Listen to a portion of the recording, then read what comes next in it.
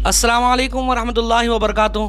मोहतरम नाजरीन, मैं इस वक्त हैदराबाद के शहर विद्यानगर अडिकमे के इलाके में हूँ, जो मेरी खस्सा 7 न्यूज़ चैनल की ऑफिस है। मेरे साथ है Mohammed Asif Khan, vice president Telangana state, all India Majlis Inqilab Millat, Kul Hind मजलिस इनक़िलाब मिल्लत की पार्टी से जाने जाते हैं। अल्हम्दुलिल्लाह माशाअल्लाह, ये मोहम्मद आसिफ खान साहब 28 साल मजलिस इत्तेहाद कुल हिंद मजलिस इत्तेहादुल मुस्लिमीन AIMIM, जो बहुत बड़ी पार्टी जाने जाती है हिंदुस्तान में और सारी दुनिया में मशहूर है, उस पार्टी में बहुत बेहतरीन अंदाज में काम कर चुके हैं। अचानक ये पार्टी छोड़ने की वजह क्या है? अल्हम्दुलिल्लाह हमारी नज़र में तो मजलिस इत्तेहादुल मुस्लिमीन बेहतरीन अंदाज में काम कर रही है। क्या वजह है आप बता सकते हैं? और आपके कई वीडियोस मैं देखा हूँ, पब्लिक भी देखी है आपके, आप खिलाफ बोलते हैं, इसकी वजह बताइए मुझे। अस्सलाम वालेकुम वरहमतुल्लाहि वबरकातुहू। मैं मजलिस छोड़ने की एक वजह है। ये वजह क्या है? मजलिस जो जब सालार मोहतरम ज़िंदा थे जी, जब पार्टी बहुत अच्छी थी जी, और पार्टी में सालार साहब बोलते थे सदर मोहतमद मेरी रील की हड्डी है जी, और उन्होंने कोई भी कॉरपोरेटर रहने दो, चाहे वो MLA रहने दो या MP रहने दो, उसको दारुसलाम में एक ही सवाल करते हैं, जब भी मुकाम पे गए, आप अपने एरिया में गए तो सदर मोहतमद को ले के साथ चलना है और सदर मोहतमद हमारे जमात की रील की हड्डी है जी। उसके बाद जैसा सालार का इंतकाल हो चुका है जी, उसके बाद अकबरुद्दीन असदुद्दीन अवैसी साहब ने इक़्तिदार संभाले हैं, उन्होंने पार्टी के प्रेसिडेंट बने हैं। जब से जमात के जो मसले मसाइल है कुछ तब्दील हो चुके हैं। तब्दील इस वजह से हुए हैं, जो सालार की जो सियासत थी वो बेटे नहीं कर सकते। सालार साहब हर मज़हब के लोगों को लेके चलते थे। और दूसरी चीज़ क्या है मालूम है? इनके पास जो भी इंसान काम करता है ये जमात में, तो अगर उन्हें हद से ज़्यादा काम करा, पार्टी को रूच पे लाने की कोशिश करा, ज़्यादा मेहनत करा, तो उसको जिस अपने नज़रअंदाज कर देते, उसको रोक देने की कोशिश करते। और ये पार्टी ऐसी है क्योंकि यहाँ के जितने भी सालार के ज़माने के लोग हैं, जैसे कि बस्ती के सदर, एक एरिया के एक प्रेसिडेंट रहते, वाइस प्रेसिडेंट रहते, तो वो लोगों की अहमियत अब नहीं है। अब जैसे कि मैं ख़ुद ऐसे तो पूरे 7 हलकों की बात कर रहा हूँ, लेकिन फिर वक्त मैं अपने हाफिज़ बाबा नगर चंद्रायन गुट्टा कॉन्स्टिट्यूंसी की बात कर रहा हूँ, जिसमें आली जनाब अकबरुद्दीन अवैसी साहब हैं। तो इनके पास सदरों की अहमियत नहीं है। जो अगर कोई भी सदर बढ़ चढ़ के काम करता है, उसका नाम होता है, तो अकबरुद्दीन अवैसी रहने दो या असदुद्दीन अवैसी रहने दो, उसको बिठा देते।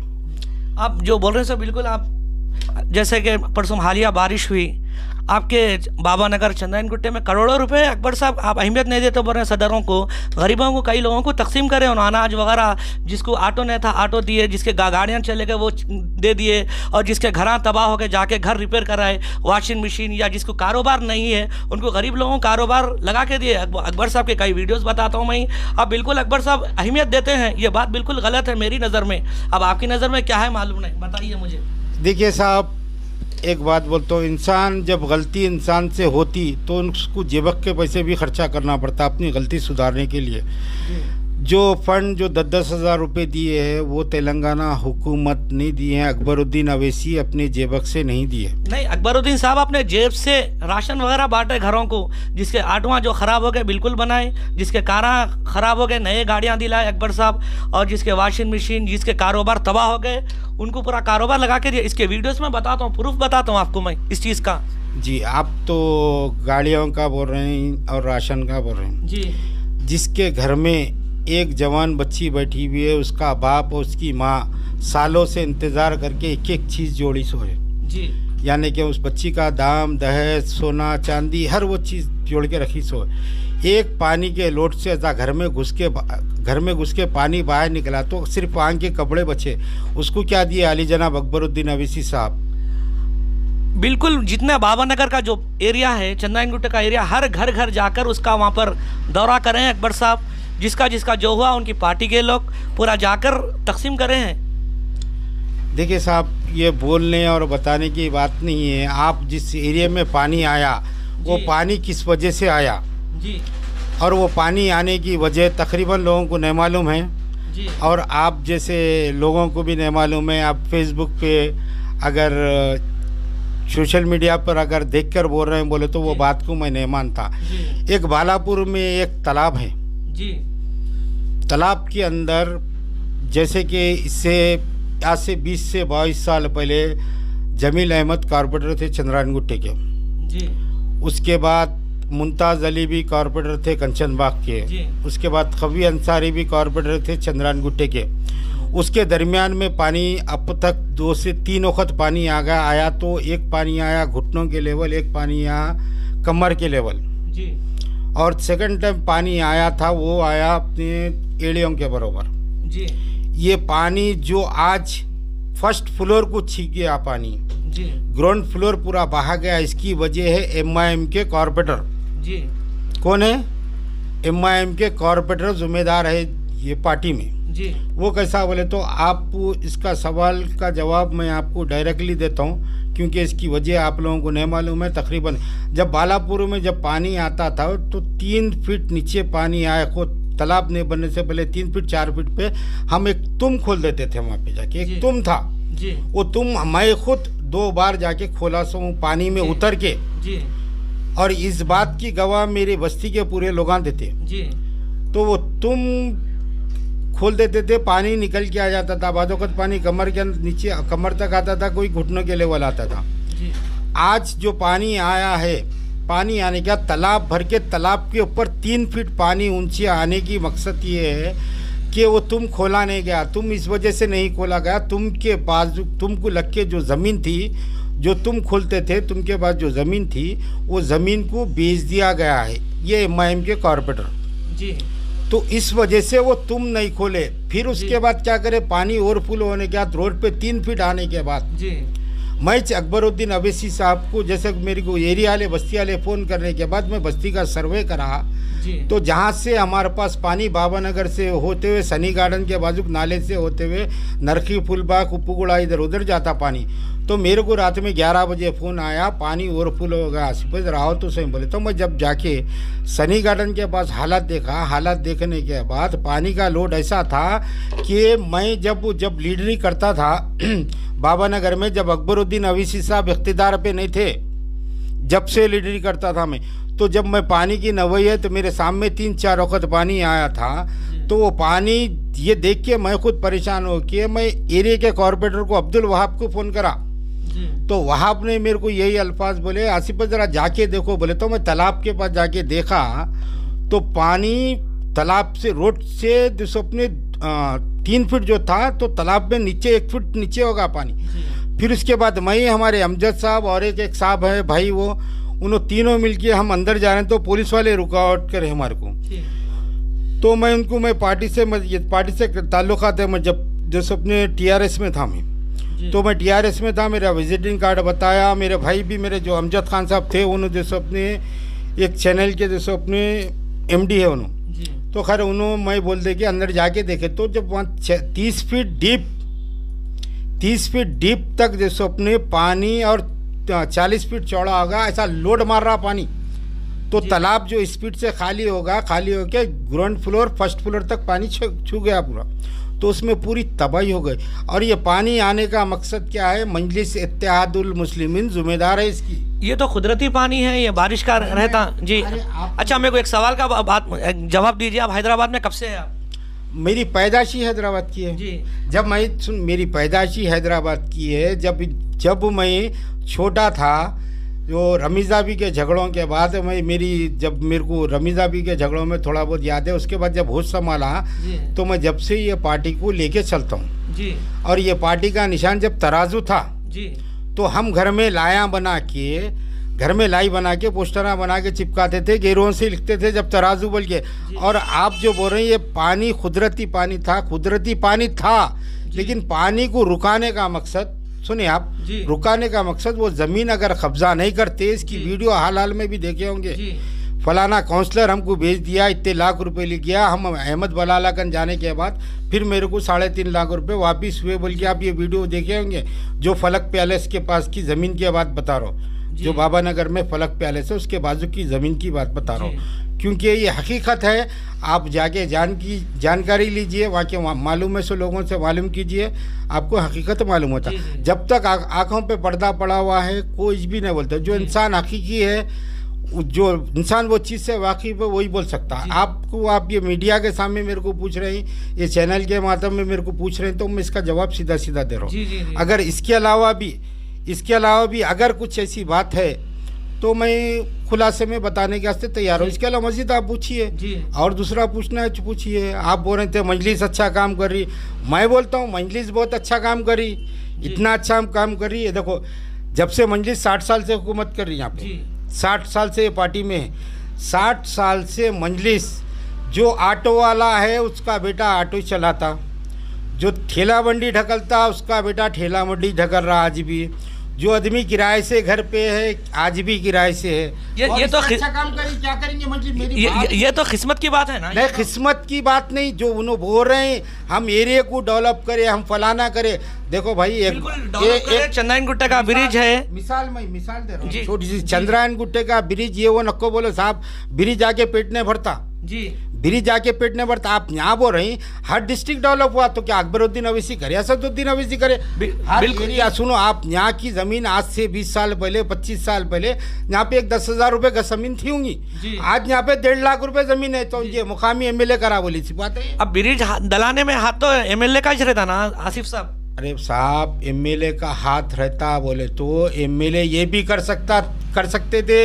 तो जो केसीआर जो डिस्ट्रिक्टों में जो लोन दे रहे जी, जो केसीआर लोन दे रहे हैं, वो हैदराबाद में क्यों नहीं मिल रहा गरीब अवाम को लोन? आज भी मिल रहा। वक्फ बोर्ड में कारा वगैरह जो दे रहे हैं, बिल्कुल हमारे अकबर साहब, असद साहब की बदौलत है। जो हज हाउस में जो साहब जी, एक बात बोलता हूँ, आप भी मेरे को ऐसा दिख रहा कि एमआईएम की बात कर रहे हैं। नहीं, मैं एमआईएम की बात नहीं कर रहा हूँ, मेरा कोई पार्टी से कोई लिंक नहीं है, मेरे को कोई पार्टी से लिंक नहीं है। एक बेहतरीन जमात है, आप छोड़ने की वजह क्या है उसके मैं अच्छा ही यहाँ बता रहा हूँ आपके सामने। बिल्कुल आप सही बात, पार्टी के जो अच्छाइयाँ अब तक अल्हम्दुलिल्लाह जो अच्छा काम कर रही, मेरे को कोई टीआरएस से नहीं है, कोई मस्जिद से नहीं, कोई पार्टी से लिखनी है। मैं खस्सा 7 न्यूज़ चैनल से जो मेरी नज़रों के सामने दिख रहा है आपको बता रहा हूँ मैं। आप भी अल्हम्दुलिल्लाह अच्छा काम करें मस्जिद में रह के। जो छोड़ने की वजह क्या है अचानक इतना अच्छा काम करने की? चलिए बहुत अच्छा काम कर रहे हैं। चलो कारा मिल रहे हैं, ऑटो मिल रहे हैं, चलो अकबरुद्दीन कारा मिल रहे हैं, ऑटो मिल रहे हैं, हुकूमत से मिल रहे हैं। अकबरुद्दीन अवैसी साहब क्या दिया, असदुद्दीन अवैसी साहब क्या दिया? अरे इनका मुतालिबा है ना साहब, सालाना साल को मेडिकल सीटा मिलते हैं इनको जी। को से गरीब कारकुन को, इन्हों को से गरीब एमआईएम के सदर के बेटे को दिए, किसको दिए? अगर बोरों में हजारों में से इन्हों बैठे जब से इख्तिदार पे, हजारों में से मुश्किल इनके ऊपर तरस आ गया होगा, दया होगा, 1-2 जनों को दिए होंगे फ्री सीट। मेरी बात सुनो आप, जी मेरी बात सुनो, 1-2 जनों को दी। अब रहा सवाल, ये कारा दे दिए और ऑटोआं दे दिए, कितने ऑटोआं मिले, कितने कारा मिले, ये बताइए आप। अच्छा ये बोलो, आपको मालूम है, आपको बोल के देना क्या मेडिकल की सीट देना? आप फलाने मैं दे रहा हूँ, आसिफ साहब हमारे, इनको हमारे सऊद साहब हमारे फलाएं, हैदराबाद के लोगों के बनमुट्ठी का काम रहता है। ये गरीबों का बनमुट्ठी का काम रहता, दे देते।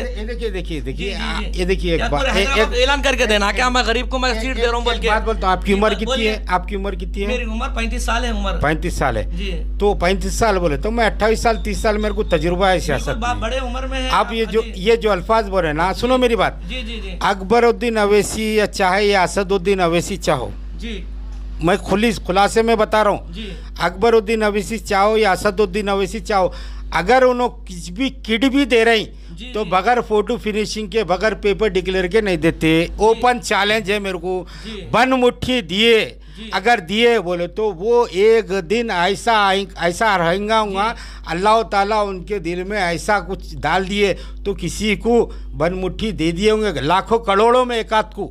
लेकिन वो लोग बगैर बताए कि बगैर उसके दिए, बगैर उसके नहीं देते। नहीं, आपको मेरे को मालूम ना, आपको मालूम हो सकता है कि भाई बनमुट्ठी देते होंगे। नहीं, इसको कैसा बोल सकते हैं अपन, इसको इल्जाम नहीं लगा सकते ना। ये नहीं, देखिए साहब, अगर सुनो, अगर बनमुट्ठी देते तो बस्ती का एक पुराना सीनियर सदर मर गया। मैं हाल की बात कर रहा हूँ, हाफिज बाबा नगर में एक रईस साहब थे जो मेरे से सीनियर लीडर थे।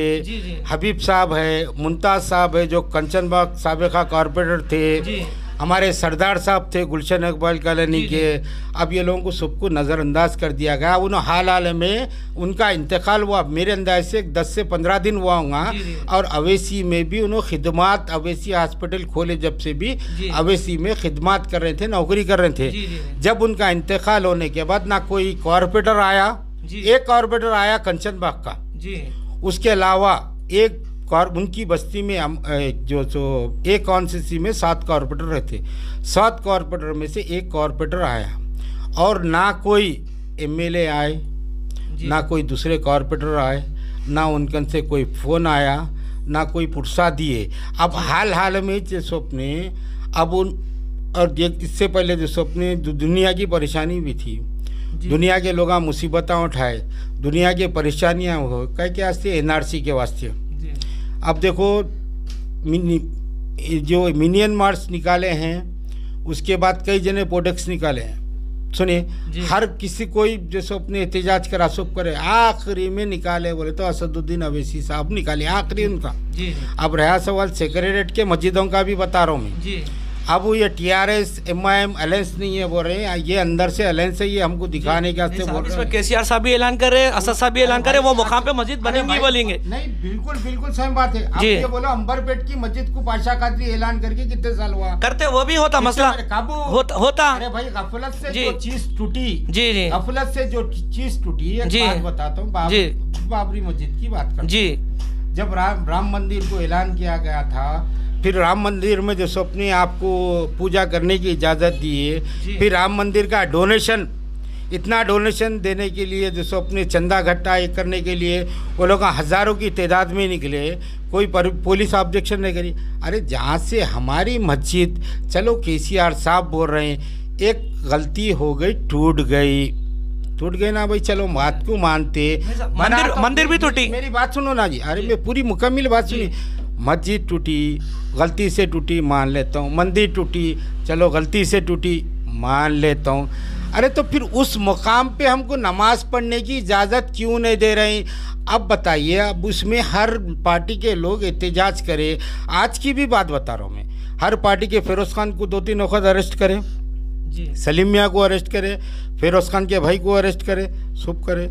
आज की बात है, आज 4-5 पार्टियाँ एहतजाज करें कि गए वहाँ पे जाने नहीं दिए, कई जनों को अरेस्ट कर लिया। अरे भाई हमको नमाज़ पढ़े, हमारी मस्जिद है, अल्लाह का घर है, वो हमारी इबादतगाह है, हम वहाँ नमाज नहीं तो क्या पढ़ेंगे? हम क्या वहाँ जैसे अपने सेक्रेटरीट क्या हासिल करने गए थे, या सेक्रेटरीट को फतेह करने गए थे, या हम इंतशार फैलाने गए थे?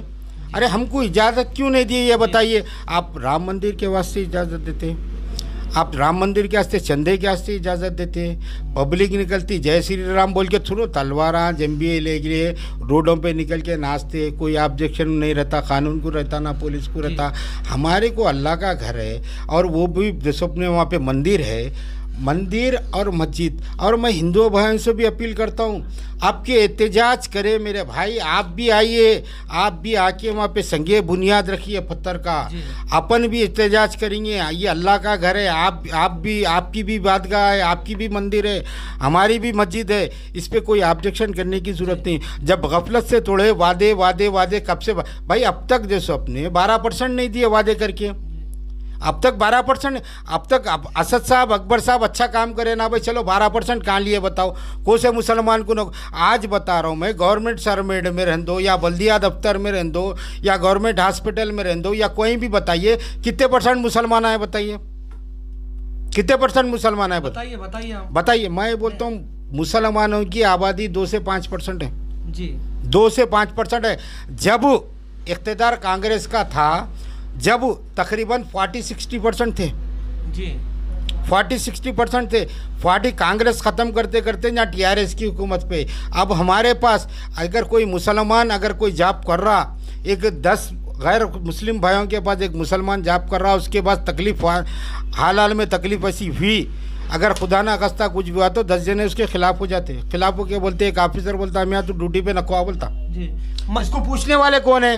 क्या अकबर साहब पूछते, असद साहब पूछते?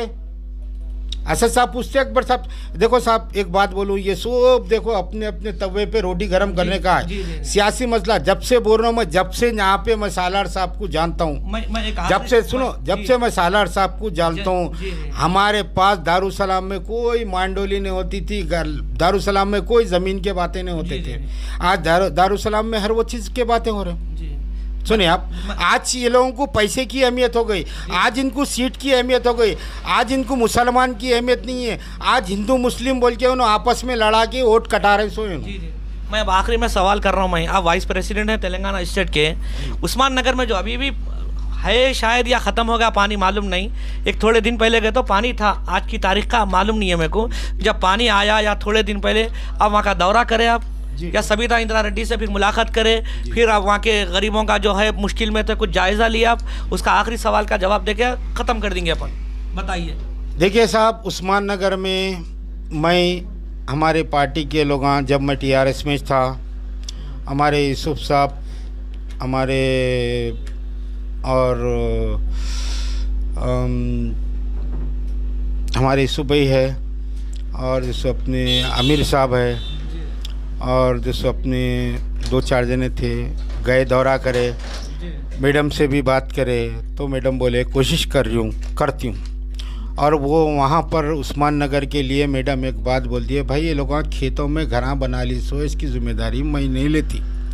फिर भी उसके बाद वहाँ के लोग और तकरीबन लोग जिसको मिल के सियासी लोग एक हाई कोर्ट में पिटीशन डाले, हाई कोर्ट ने बार्डर दी तो अल्हम्दुलिल्लाह अब काम चल रहा। फिर भी थोड़ा बहुत पानी है। उस्मान नगर की पब्लिक का हम कितना भी शुक्र अदा करें तो कम है, क्योंकि वो महीनों उन तकलीफ़ों में गुजरे सो है।